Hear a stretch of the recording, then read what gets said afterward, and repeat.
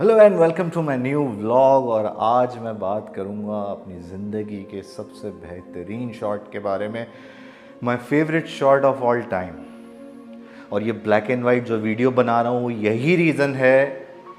अभी बताऊँ या थोड़ी देर के बाद? चलें यार बता देता हूँ। ये ब्लैक एंड वाइट वीडियो बनाने का रीज़न ये है कि जो शॉट है वो भी ब्लैक एंड वाइट ही है। और ये शॉट मेरे दिल के क्यों इतने करीब है, वो इसलिए करीब है कि इसी के थ्रू मुझे लोगों ने पहचाना और लोगों ने पसंद करना स्टार्ट करा। मुझे लगता है कि मुझे हिंट देने की अब ज़रूरत नहीं है और सब समझ गए होंगे कि मेरा सबसे बेहतरीन शॉट कौन सा है, क्योंकि मुझे लगता है कि भाई इससे अच्छा शॉट मैंने अपनी ज़िंदगी में कभी भी नहीं खींचा है। और मैं कोशिश करता हूँ कि मैं इससे अच्छा खींचूँ पर नहीं खींच पाता। आज जो मैं शॉट दिखाने जा रहा हूँ, सॉरी मैं 1 मिनट आप लोगों को वेट कराऊंगा, वो शॉट असल में यहाँ पड़ा हुआ है, ठीक है। जो मैं शॉट दिखाने जा रहा हूँ वो ये है। आप लोगों को थोड़ा सा दिख तो रहा होगा ये शॉट, लेकिन इस शॉट को थोड़ा और बड़ा करने के लिए, थोड़ा सा और प्रोमिनेंट करने के लिए मैं इसको स्क्रीन पर दिखाऊंगा। ये है वो शॉट। ये शॉट मैंने तकरीबन 6 से 7 साल पहले खींचा था। और ये शॉट मेरे दिल के करीब इसलिए भी है क्योंकि वो ये शॉट जो है मैंने बिल्कुल स्टार्टिंग में खींचा था, जब मेरे पास कैमरा भी अच्छा नहीं था। कैमरा अच्छा था, आई एम रियली सॉरी, जो भी कैमरा था मेरे पास सब अच्छे कैमरा थे, ठीक है। लेकिन बस यही है कि जितना आप काम करो, काम करते करते सीखो, वो चीज़ अच्छी होती है। तो उस वक्त मेरे पास कैमरा था D7000। इस पर मैंने 50mm 1.8 यूज़ करा था, एक फ्लैश था और एक सॉफ्ट बॉक्स था सड़ा बसा।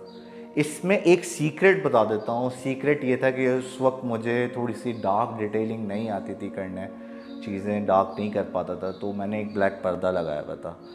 और इसमें जो आप मॉडल देख रहे हैं मेरी अपनी कज़न है, ठीक है। हम लोग ने घर पे बैठ के ऐसे एक्सपेरिमेंट्स करते करते ये एक बेहतरीन शॉट निकाला। 6 से 7 साल पहले का रीज़न ये है बताने का कि उस वक्त मैं प्रोफेशनली फ़ोटोग्राफ़ी करता नहीं था। उस वक्त बस शौकिया था। नहीं होता वो जो बच्चे जो स्टार्टिंग में सीखते हैं, जो 1000 रुपये जाके कर लिया काम, 10 पिक्चरों के 1000 रुपये या 20 पिक्चरों के 1000 रुपये, वैसे ही काम करते थे हम भी, जैसे कि अब पता नहीं बच्चे करते होंगे कि नहीं करते होंगे। तो ये शॉट मेरे दिल के करीब फिर वापस हुआ 6 से 7 साल के बाद, क्योंकि मुझे लोगों ने फिर पहचानना स्टार्ट करा, लोगों ने काम देखा। अब उस वक्त हम डरते भी इसलिए थे कि यार अगर मैं ये शॉट लगाऊंगा तो क्रिटिसाइज तो नहीं होगा, तो ये मैं लगाता भी नहीं था।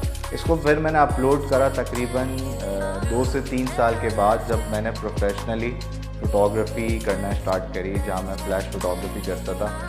और उस वक्त तक ये था कि भाई जिनका काम मैं फॉलो करता था, वो उनका काम मैं खाली देखता रहता था और मैं सोचता था यार कभी ये मुझसे बात भी करेंगे, कभी मेरी फ़ोटोग्राफ़ी के बारे में कुछ बोलेंगे। तो आज वो दिन है। 2020 का जो ईयर था मेरे लिए वो बहुत अच्छा गया। दुनिया का तो सबसे बदतरीन साल था वो, लेकिन मेरे लिए कुछ चीज़ें बहुत अच्छी हो गई, जिसमें लोगों ने पहचानना स्टार्ट करा कि भाई अगर black and white photography Pakistan में किसी की देखनी है तो इस बच्चे की देखें, और फ्लैश फ़ोटोग्राफ़ी अगर सीखनी है तो इस बच्चे की देखें। तो ये मेरे लिए बहुत बड़ी बात थी, सही है। अगर उस आदमी के ज़ुबान से ये बात आए कि भाई जिसको आप फॉलो करते हो, जिसका आप काम एडमायर करते हो, जिसको आप अपना उस्ताद मानते हो, वो अगर ये बोले तो ये चीज़ आपके लिए कोई सोने से, मतलब आप उस दिन ऐसा होगा कि आप सो नहीं पाओगे। सच्ची सी बात ये है कि आपका जो सपना है वो सच हो जाता है। अब जो मेरे उस्ताद हैं, अगर वही मुझे आके यही चीज़ बोलें कि भाई this is one of the best shot of yours, वहाँ आप सुन नहीं पाते हो सही से। आप दूसरी दफ़ा बोलते हो उस्ताद को कि उस्ताद जी आपने क्या बोला, आप ज़रा वापस बोलेंगे, क्योंकि मुझे लग रहा है कि मैंने कुछ गलत सुना है। मुझे लग रहा है कि आपने ये बोला कि इससे बेहतर कर सकते थे तुम अब्दुल मोसी, पर नहीं, वो ये बोलते हैं कि this is one of the best shot of yours, मतलब यहाँ ख़त्म हो गया।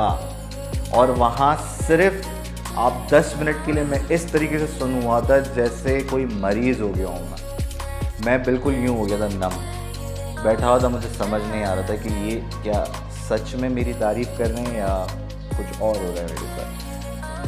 इस शॉट की सबसे ख़ास बात ये भी है कि ये शॉट VUE मैगज़ीन पर लगा, क्वारंटीन आर्टिस्ट प्लेटफॉर्म जो आजकल जो ग्रुप है जो बहुत ज़्यादा मशहूर हुआ है वहाँ पर लगा। फिर उसके बाद जब क्वारंटीन आर्टिस्ट प्लेटफॉर्म में मैंने 7 से 8 शॉट्स लगाए थे और इस शॉट को सबसे ज़्यादा तरजीह दी जा रही थी।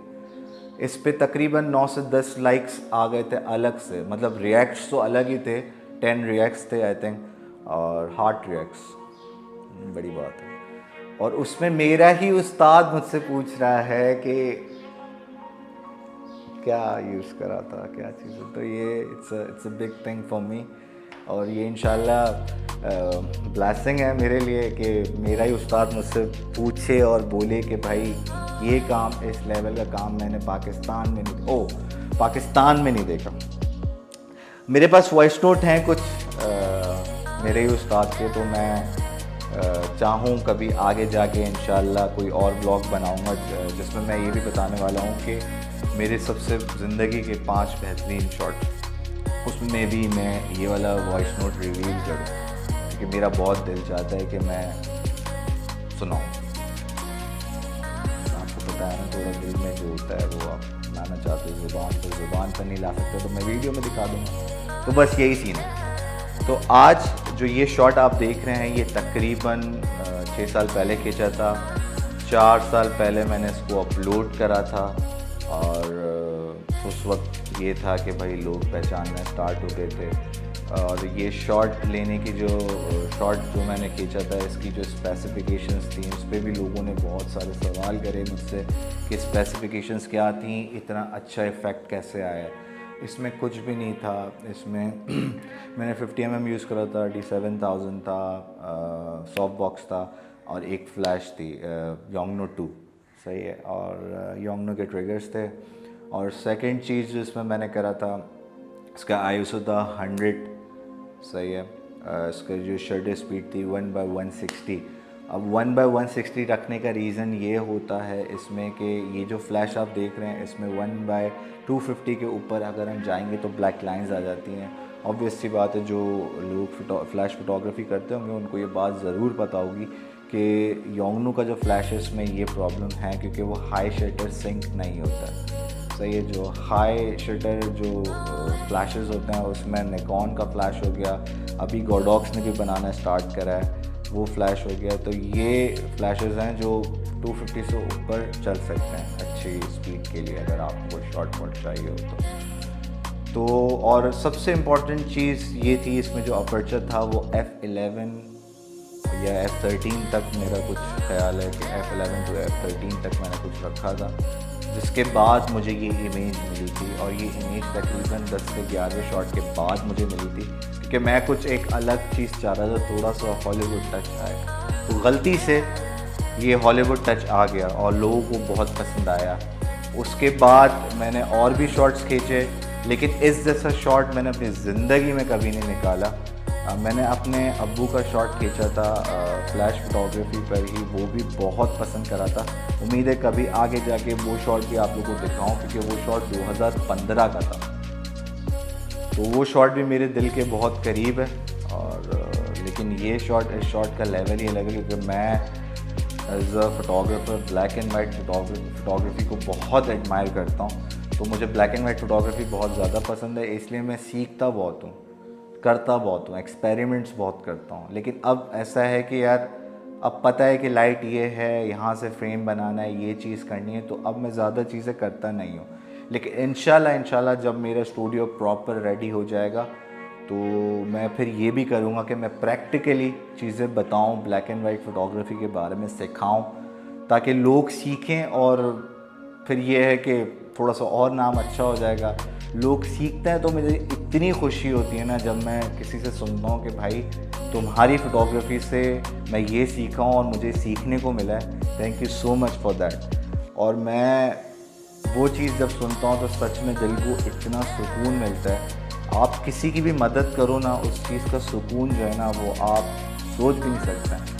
इतनी खुशी होती है ना आपको वो चीज़ देखने की कि उस इंसान के चेहरे पे जो खुशी होती है वो प्राइसलेस होती है। ठीक है, तो ये शॉट जब भी मैं देखता हूँ तो मुझे अपने वही दिन याद आ जाते हैं कि क्या कभी आज मुझे लोग पहचानेंगे, कभी लोग मेरे काम को पसंद करेंगे, कभी लोगों के सामने मैं कोई बात रख पाऊँगा, कभी ऐसा होगा कि काम के लोग मेरे ही काम को फॉलो करेंगे। आज वो हो रहा है और अल्हम्दुलिल्लाह आधे से ज़्यादा कामयाब हो गया हूँ। और इंशाल्लाह आगे अगर ज़िंदगी रही तो और भी अच्छे अच्छे शॉर्ट्स दिखाऊंगा और भी चीज़ें बताऊंगा और सिखाऊंगा भी इंशाल्लाह। बस दुआ करें आप लोग मेरे लिए कि मैं जो चीज़ें सोच रहा हूँ वो बस हो जाए। मैं अभी कुछ भी चीज़ डिस्क्लोज़ नहीं करूँगा क्योंकि आई थिंक बताने से रुकावटें हो जाती हैं और मैं वो चाह नहीं रहा हूँ। ठीक है, क्योंकि मैं वो चीज़ बहुत सीरियस होकर ले रहा हूँ और वो चीज़ मैं करना चाह रहा हूँ। आज के ब्लॉग के लिए इस शॉट को लेकर बस इतना ही था मेरे पास, क्योंकि इस शॉट को जब भी मैं देखता हूँ इस शॉट को देखते साथ ही मैं स्पीचलेस हो जाता हूँ। मेरे पास कोई अल्फाज नहीं होते क्योंकि मुझे आज से 6 साल पहले लगता था कि मैं ये शॉट अपलोड करूँगा, कुछ भी होगा तो क्रिटिसाइज़ होऊंगा, लोग मुझे बुरा कहेंगे, लोग मुझे कहेंगे इसको फ़ोटोग्राफी नहीं आती, लोग कहेंगे इसमें शक्ल कहाँ दिख रही है। पर नहीं, अल्हम्दुलिल्लाह पाकिस्तान में ऐसे फ़ोटोग्राफर्स हैं जो इस चीज़ को, इस काम को जानते हैं। ये मेरे लिए सबसे बड़ी बात है। तभी आज मैंने इस शॉट के बारे में आप लोग से बात करी, my favourite shot of all time. आज के ब्लॉग के लिए इतना ही था। इंशाल्लाह अगले ब्लॉग में किसी और चीज़ के बारे में, किसी और शॉट के बारे में, किसी और स्टोरी के बारे में मैं बात करूँगा। आज के लिए इतना ही था। खुश रहें और रहने दें। आखिर में बस आप लोगों को अल्लाह हाफ़िज़ और पाकिस्तान।